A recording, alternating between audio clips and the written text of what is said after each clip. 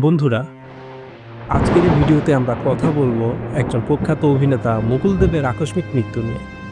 যে খবরটি আমাদের সবাইকে স্তম্ভিত করেছে, কিন্তু প্রশ্ন উঠছে, কেন মাত্র ৫৪ বছর বয়সে একজন সুপরিচিত অভিনেতা আমাদের ছেড়ে চলে গেলেন?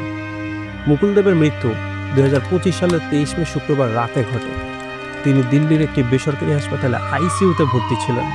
পরিবারের সদস্যরা জানান, তিনি কিছুদিন ধরে শারীরিকভাবে নাকি অসুস্থ ছিলেন এবং চিকিৎসাধীন ছিলেন। তবে মৃত্যুর সঠিক কারণ এখনো প্রকাশ করা হয়নি। এটি একটি রহস্যের মতো রয়ে গিয়েছে। কিছুদিন আগে মুকুল দেব তার ইনস্টাগ্রামে একটি রহস্যময় পোস্ট করেছিলেন, যা তার ভক্তদের মধ্যে উদ্বেগ সৃষ্টি করেছে। এই পোস্টে তিনি লিখেছিলেন, জীবন কখনো কখনো অপ্রত্যাশিত মন নেয়।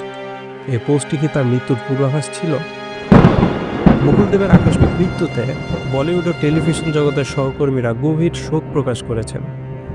অভিনেতা বিন্দু দারা সিং বলেছেন, তিনি ছিলেন আমার ভাইয়ের মতো। এখনও বিশ্বাস করতে পারছি না তিনি চলে গেছেন। এছাড়া মনোজ বাজপেয়ী, সোনু সুদ, দীপশিখা নাগপাল সহ অনেকেই তার প্রয়াণে শোক প্রকাশ করেছেন।